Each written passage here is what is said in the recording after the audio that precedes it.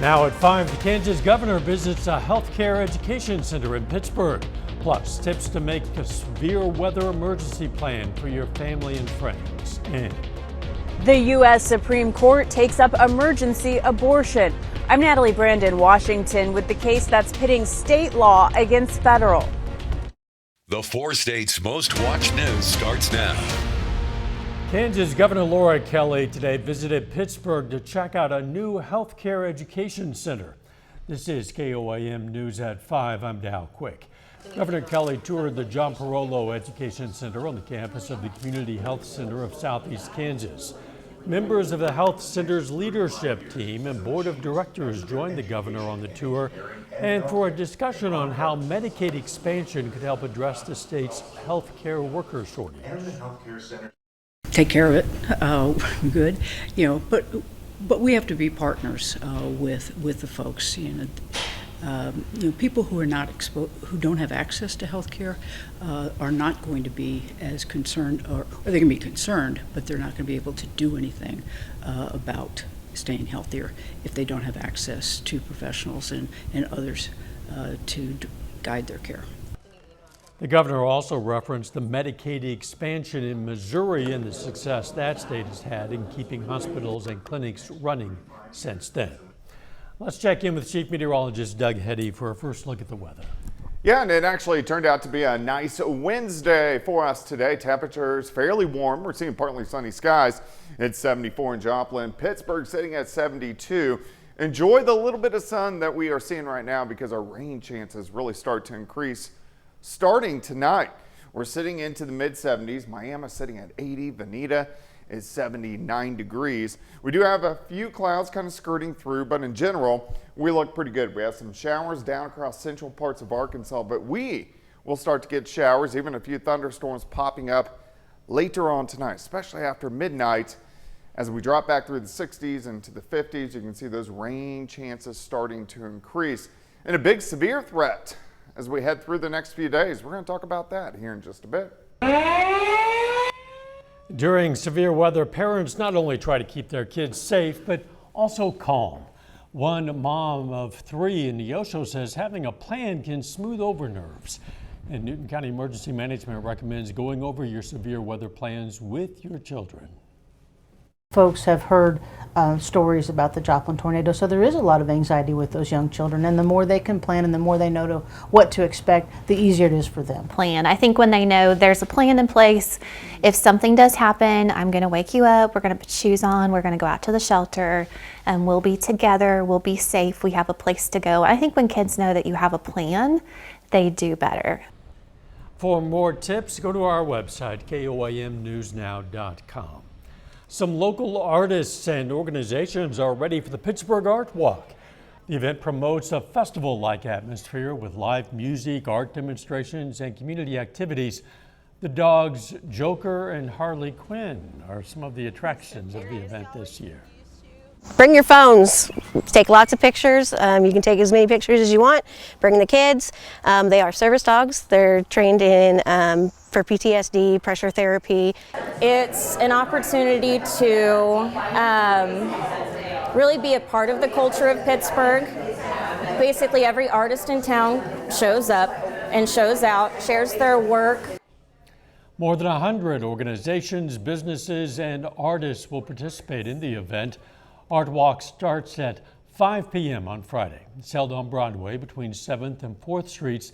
In case of severe weather, the event will be canceled and will not be rescheduled. Organizers ask the public to keep updated on the event's social media page. The abortion debate is once again before the U.S. Supreme Court. Justices heard arguments about whether doctors should be able to provide abortions in medical emergencies, even in states with near total bans. Natalie Brand has that story.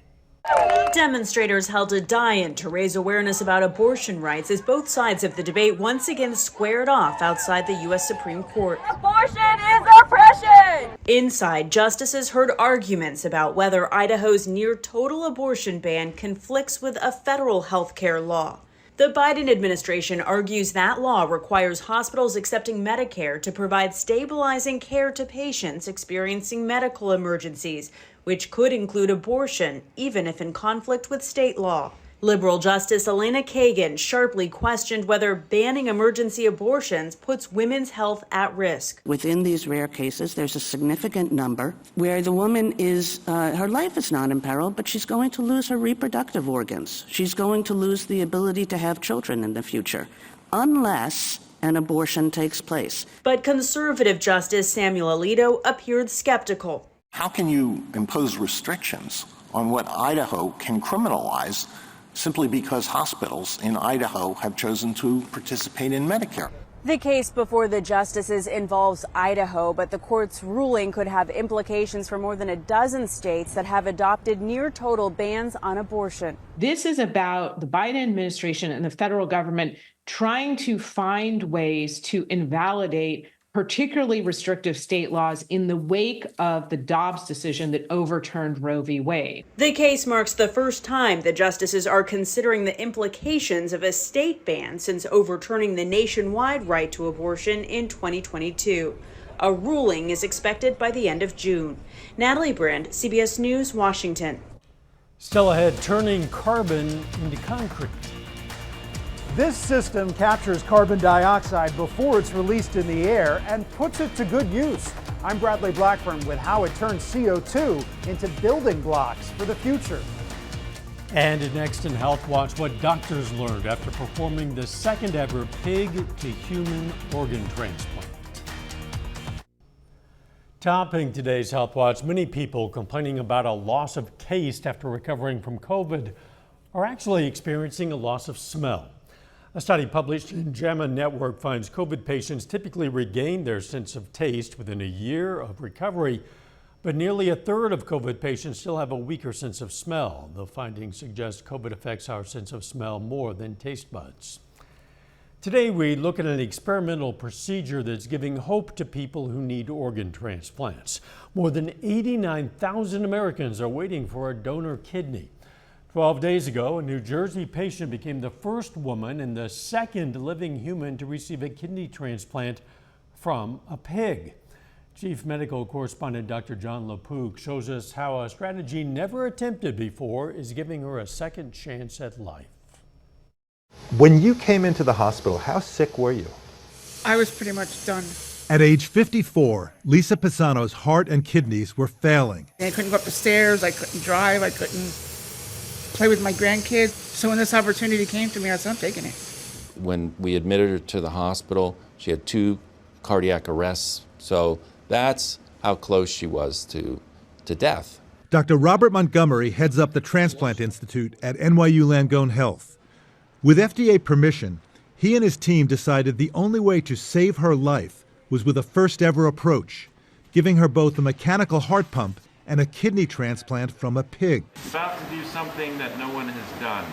The human immune system rejects organs from animals, but Dr. Montgomery and his team used a pig kidney with one gene altered to make it more compatible. How did you know that the kidney was working?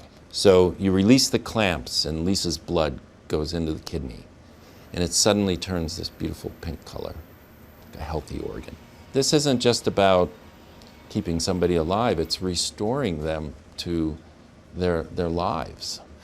How are you feeling today? I feel great today compared to other days. As she recovers from surgery, Pisano dreams of playing with her 2 young grandchildren for the first time in years. What's the scene look like?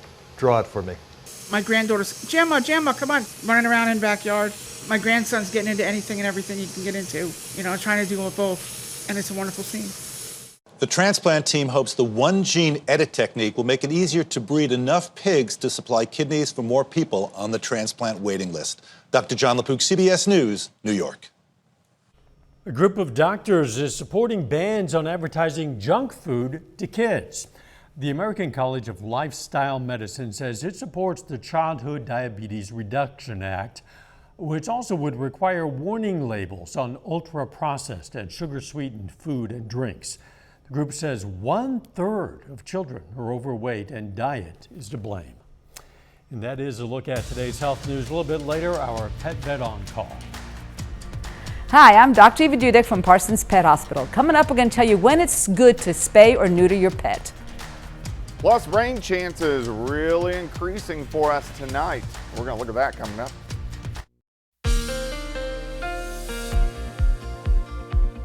Well, it turned out to be a nice Wednesday for us today. Partly sunny skies across the region.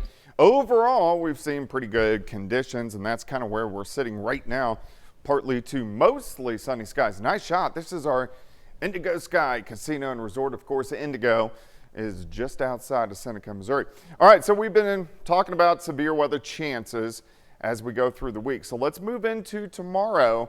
So we are going to have our big hot spots for severe weather, especially central, western parts of Oklahoma down through Texas, mainly west of us. We may get a few strong to severe storms in here by Friday morning, but Thursday it's going to stay to our west. Now, as we head into Friday, we have a much higher chance for severe weather, especially southwestern Missouri, northwestern Arkansas. As we go into Saturday, those chances, at least a moderate threat, sticks around, especially along the north of I-44, and then kind of shift into Missouri as we go into Sunday. So we have three and a half days of thunderstorms we really got to keep our eyes on. Through the evening hours, we look fine. 70s, 60s, into the 50s, showers developing, especially after midnight for us tonight. Not a whole bunch going on right now. Any showers out there? There's a couple in eastern parts of Oklahoma. Besides that, we look pretty good, but we are going to see showers and a few thunderstorms kind of developing northeastern parts of Oklahoma as we go through the evening hours. Out to the west, here's a severe threat Thursday night and Friday, and then here's the next one Saturday and Sunday. So we actually have two waves which are going to head toward us. Look at the rain chances. They creep up tonight through the morning and then kind of trail off late tomorrow and then go back up again as we head into Friday morning. So let's look at it. Let's go through time. Showers popping up through the evening hours. So here's 11 p.m. Not a whole bunch going on, but increasing by morning. Here's 4 a.m. Again, we are going to get some thunderstorms. Nothing too strong, nothing severe. Widespread showers and thunderstorms. Here's about 8 a.m. As we go through the day, look at this big complex that drops in. Some of these are going to be strong. We're going to be pushing severe limit with these tomorrow, but I think we're going to stay below that limit. Showers and thunderstorms dropping through. Here's 5:30. So it's a wet day tomorrow, and this is going to keep our temps into the lower 60s.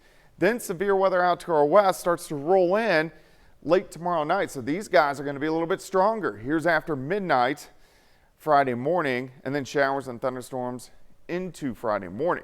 But we need to watch Friday afternoon, because if the morning storms can get out of here and we get some sunshine, we're going to get severe thunderstorms that blow across southeastern Kansas into northeastern Oklahoma and then push off toward the east. But again, it all depends if we can get some sunshine on Friday afternoon. So this is going to be our first big chance for severe weather, but a much higher chance moves in on Saturday. 62 tomorrow, showers, thunderstorms throughout the day. 74 on Friday, morning storms, and then late afternoon storms. Saturday, most of the day is dry. Severe threat picks up during the evening. Sunday, severe threat again on Sunday afternoons. A lot to watch over the next 4 days. Yeah, you're going to be busy for the coming days. Thanks, Doug. Hey, more protections in disguise coming up. The Department of Transportation has some new rules for airlines. Topping today's Consumer Watch, the Department of Transportation has announced new rules governing airlines that could save you money. The rules announced today say you can get a refund for a canceled flight. If you're delayed for more than 3 hours for a domestic flight or more than 6 hours for an international flight, you can get a refund if you choose not to fly. Airlines are also now required to disclose what fees they charge up front for things like a checked bag, a carry-on bag, and a canceled or changed flight. Heating homes with fossil fuels is a major source of greenhouse gas emissions. But one company is helping residential buildings reduce their impact and put carbon to use. Bradley Blackburn shows us how. Deep in the basement of a New York City apartment building. These are the boilers. These massive devices generate heat and hot water for hundreds of residents. This runs on natural gas. Ryan Aspero with Carbon Quest says burning that fuel creates carbon dioxide. It would normally go out the chimney, but here's the carbon capture room.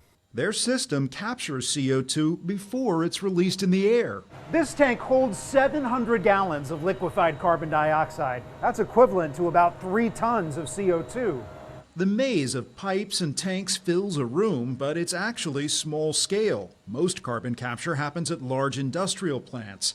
Aspero believes bringing the technology down to this size is critical to fighting climate change. This takes up about 800 square feet in a 400,000 square foot building.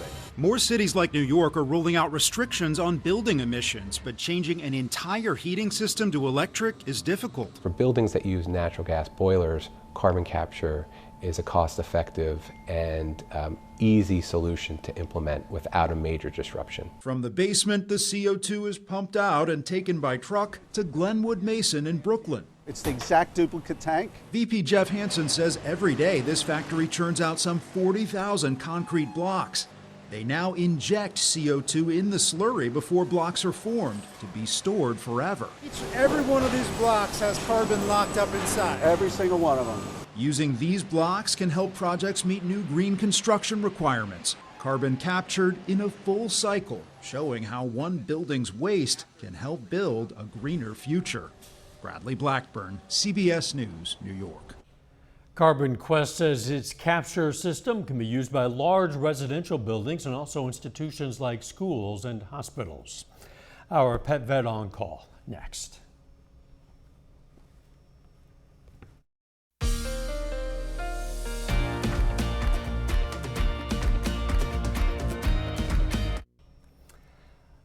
Up next on the CBS Evening News, an exclusive interview with Pope Francis about the world's children, global wars, and what he's hopeful for. Then on KOAM News at 6, we're going to have more tips to create a severe weather emergency plan. Plus, a Pittsburgh Art Gallery hosts a glassblowing workshop. And Pitt State softball begins its last home stand of the regular season with a double header against Newman. We're going to have the highlights. Stay with us for the CBS Evening News and then KOAM News at 6. A lot of families adopt puppies or kittens in the spring and might need a bit of advice. Today's question for our Pet Vet on Call: what is the best age to spay or neuter a dog or cat? Well, that is a topic of a lot of controversy, and there's pros and cons to both, but there's 2 major factors that dictate when to do this. Number one is not to let your dog or cat breed. Because of irresponsible owners that allow unwanted litters, tens of thousands of animals are senselessly euthanized in shelters every single year. But number 2 is to wait until that rapid growth period slows down, because everything that your mom and God gives you at birth, you really need for proper development. So that happens usually about after 4 months of age, because they literally double in size each month. So my recommendation is after that's done, they've had all their shots, between 4 to 6 months. We invite questions from anyone. If you have a question, you just send it to petvet@koamtv.com. Dr. Eva Dudek from the Parsons Pet Hospital answers a different question or brings us a fun fact every Wednesday right here on KOAM News at 5. You can also find answers to previous questions on our website. Let's check out our picks of the litter for the week. A couple of dogs. First up, we have Cece. The shelter says she's a 4 to 5-year-old husky mix with a high energy level. And then from the SEK Humane Society, we have Hopper, a 4-year-old male cattle dog and Australian red heeler mix who's very shy after being rescued from a river system. If you're looking for a pet, why not check out your local Humane Society? You're going to stay in close touch with the weather forecast over the next few days. Yeah, showers, thunderstorms starting to increase for us late tonight. And then really tomorrow is going to be a very cloudy, wet day. Showers and thunderstorms, not a severe threat. However, we do get a severe threat, especially Friday afternoon, Saturday into Sunday. So the next 4 days, very active across the region. Thanks for joining us. The CBS Evening News is next. And of course, we're going to be right back here for KOAM News at 6.